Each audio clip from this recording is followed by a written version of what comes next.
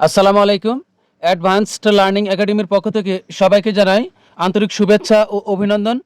সুপ্রিয় সপ্তম শ্রেণীর শিক্ষার্থীরা, আজ সমাধান করব তোমাদের গণিত বইয়ের অনুশীলনী ৩ অর্থাৎ পরিমাপ এই অধ্যায়ের নমুনা প্রশ্ন, বহু নির্বাচনী প্রশ্ন ১ থেকে ৪। এটা দেওয়া আছে তোমাদের ২০২৬ সালের গণিত বইয়ের পৃষ্ঠা ৪৯, নমুনা প্রশ্ন, বহু নির্বাচনী প্রশ্ন। তো এখানে মোট 4টি প্রশ্ন দেওয়া আছে। তো ১ নং প্রশ্ন দেখো, ১ বর্গ ফুট সমান কত বর্গ সেন্টিমিটার? ১ বর্গ ফুট সমান কত বর্গ সেন্টিমিটার? তো আমরা জানি ১ বর্গ ফুট সমান ৯২৯ বর্গ সেন্টিমিটার। দেখো এটা দেওয়া আছে তোমাদের গণিত বইয়ের পৃষ্ঠা ৪১-এ।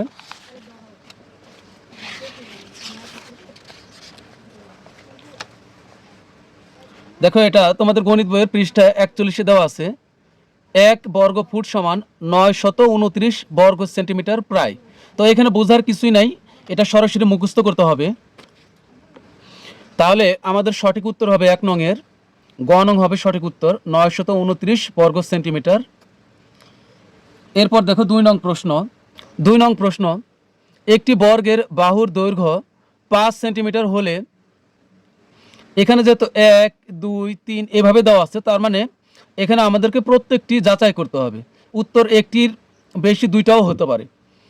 একটি বর্গের বাহুর দৈর্ঘ্য ৫ সেন্টিমিটার হলে এর বাহুর দৈর্ঘ্য ৫০ মিলিমিটার। এরপর ২ নং, এর পরিসীমা ২০ সেন্টিমিটার। ৩ নং, এর ক্ষেত্রফল ২৫ সেন্টিমিটার। তো এখন আমরা সবগুলো যাচাই করব। তো প্রথমটি দেখো কি আছে, এর বাহুর দৈর্ঘ্য ৫০ মিলিমিটার। আর এখানে দেওয়া আসলে কি একটি বর্গের বাহুর দৈর্ঘ্য ৫ সেন্টিমিটার। এটি হলো একটি বর্গ। বর্গ কাকে বলে তা আমরা খুব ভালোভাবে জানি। যে চতুর্ভুজের প্রত্যেকটি বাহু সমান তাকে বর্গ বলে। যেমন এই বাহু, এই বাহু, এই বাহু, এই বাহু, সবগুলো বাহুই একই সমান। তো এখানে আমাদেরকে বলে দিয়েছে যে একটি বর্গের বাহুর দৈর্ঘ্য ৫ সেন্টিমিটার। তার মানে এই বর্গের এই বাহুর দৈর্ঘ্য ৫ সেন্টিমিটার। যেহেতু বর্গের সবগুলো বাহু একই সমান, তাহলে একটি বাহুর দৈর্ঘ্য যদি ৫ সেন্টিমিটার হয়, তাহলে কিন্তু সবগুলো প্রত্যেকটা বাহুর দৈর্ঘ্য ৫ সেন্টিমিটার করে হবে। এখন এখানে বলছে যে এক বাহুর দৈর্ঘ্য ৫০ মিলিমিটার কিনা তা আমাদেরকে যাচাই করতে বলছে। আমরা জানি ১০ মিলি সমান হলো ১ সেন্টিমিটার বা ১ সেমি। এটা দেখো একটি স্কেল। তো এখানে দেখো এই ০ থেকে শুরু করে এই পর্যন্ত হলো স্কেলে দেখো দুইটা পাশ। এই বড় বড় দাগ যেটা, এটা হলো কিন্তু ইঞ্চির। এই যে এখান থেকে এটা কিন্তু ইঞ্চি, এখান থেকে এই পর্যন্ত ১ ইঞ্চি। আর এই যেগুলো ছোট দাগ, এই যে এই বড় দাগ থেকে এই বড় দাগ পর্যন্ত, এটা হলো ১ সেমি বা ১ সেন্টিমিটার। আর ১ সেন্টিমিটার, এই যে এখান থেকে ০ থেকে এই পর্যন্ত ১ সেন্টিমিটার। এর ভিতরে যে ছোট ছোট দাগ দেওয়া আছে, ১০টা করে দাগ আছে। প্রত্যেকটা দাগকে বলা হয় মিলি। তার মানে এই ১ সেন্টিমিটারের ভিতরে ১০টা করে মিলি আছে।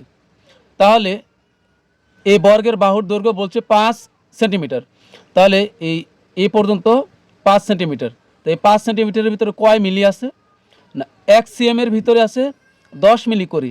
তাহলে এই ০ থেকে শুরু করে ৫ সেন্টিমিটারের ভিতরে কত মিলি আছে? ৫ × ১০ = ৫০ মিলিমিটার আছে। অর্থাৎ এই ছোট ছোট দাগ যদি তুমি গোনো, তাহলে তুমি ৫০টি পাবে এই ৫ সেন্টিমিটারের ভিতরে। তার মানে হলো আমাদের এখানে ১ নং হবে সঠিক উত্তর। তো এটা আমরা অঙ্কের ভাষায় একটু করি। তো এবার ২ নং প্রশ্ন, আমরা ২ এর করব হলো ১ নং যাচাই করি এখানে। তো ১ সেন্টিমিটার সমান হলো ১০ মিলি। ১ সেন্টিমিটার, ১ সেন্টিমিটার সমান হলো ১০ মিলি মিলিমিটার।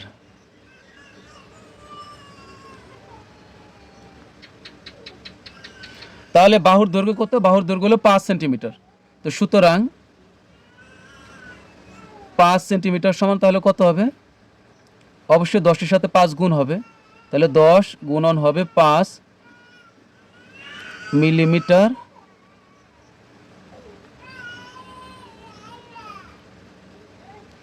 সমান হবে ৫০ মিলিমিটার।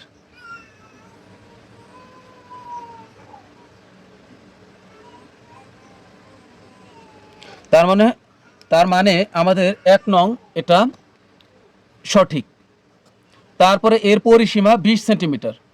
তো আমরা জানি বর্গের পরিসীমা হলো 4 গুণন বাহুর দৈর্ঘ্য। তো এখন আমরা আচ্ছা এটা না করে কিন্তু আমরা প্রমাণ করতে পারবো। দেখো বর্গের পরিসীমা, আচ্ছা পরিসীমা কি? পরিসীমা মানে হলো যতগুলো বাহু থাকবে এই সবগুলো বাহু যোগ করে দিলেই পরিসীমা হয়ে যাবে। তাহলে এ বর্গের 4টি বাহু, প্রত্যেক বাহুর দৈর্ঘ্য 5 করে, তাহলে এ 5 যোগ 10, এখানে 5 যোগ করলে 15, আর এখানকার 5 যোগ করলে হবে 20। তাহলে হবে এখানে 20 সেন্টিমিটার, যেহেতু এটা সেন্টিমিটারে আছে তাহলে হবে 20 সেন্টিমিটার। তার মানে আমাদের হবে 2 নং সঠিক উত্তর। পরিসীমা মানে যতগুলো বাহু থাকবে প্রত্যেকটি বাহু যোগ করার নামে হলো পরিসীমা। তাই 2 নং সঠিক। এর ক্ষেত্রফল 25 সেন্টিমিটার।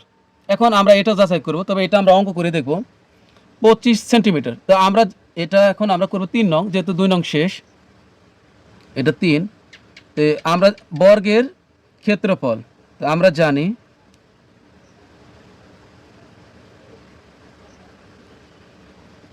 বর্গের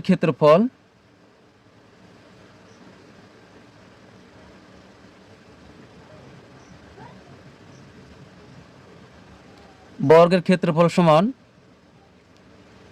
বাহু গুণন বাহু অথবা বাহু স্কয়ার। তুমি যেটা লেখো ওইটাই সঠিক। তাহলে আমি লিখলাম বাহু গুণন বাহু বর্গ একক, তুমি চাইলে লিখতে পারবে বাহু স্কয়ার। এখানে দেখো আমাদের বাহু এখানে কত আছে, বাহুর মান কিন্তু 5 সেন্টিমিটার। তাহলে এই বাহুর মান 5, এ গুণের গুণ, এই বাহুর মানও 5, কারণ প্রত্যেক বাহুর মান একই। আর এখানে যেহেতু আসলে এখানে যেহেতু বর্গ সেন্টিমিটার, যেহেতু এখানে সেন্টিমিটার 5 সেন্টিমিটার করে, তাহলে কিন্তু এখানে আমরা লিখব বর্গ সেন্টিমিটার। তাহলে কত হবে, 5 5 হবে 25 বর্গ সেন্টিমিটার। এটা হবে আমাদের বর্গের ক্ষেত্রফল 25 বর্গ সেন্টিমিটার। কিন্তু এখানে দেখো এখানে দিয়েছে 25 সেন্টিমিটার, এখানে এটা ভুল, কারণ এখানে হবে 25 বর্গ সেন্টিমিটার, এখানে বর্গ কথাটি নেই, এই কারণে এটি ভুল। তার মানে আমাদের সঠিক উত্তর হবে 1 ও 2, এটা আছে ক নংয়ে 1 ও 2, তার মানে ক নং সঠিক। এরপর দেখো নিচের তথ্যের আলোকে 3 ও 4 নং প্রশ্নের উত্তর দাও। একটি জমির দৈর্ঘ্য 20 মিটার এবং প্রস্থ 15 মিটার। জমিটির ভিতরে সীমানা বরাবর 2 মিটার চওড়া রাস্তা তৈরি করা হলো।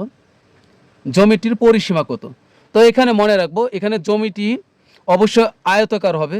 তো আয়তাকার জমির আয়তাকার ক্ষেত্রের পরিসীমা হলো, অর্থাৎ আয়তক্ষেত্রের পরিসীমার একটি সূত্র আছে। দেখো আয়তক্ষেত্রের পরিসীমার সূত্র হলো 2 গুণন দৈর্ঘ্য যোগ প্রস্থ, এটাও সঠিক।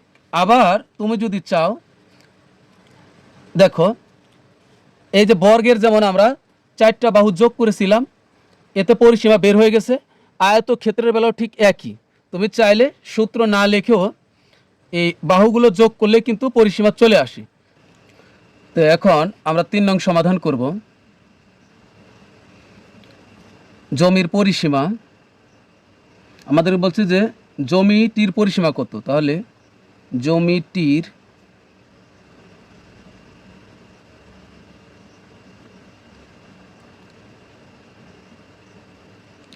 পরিসীমা সমান হবে 2 গুণন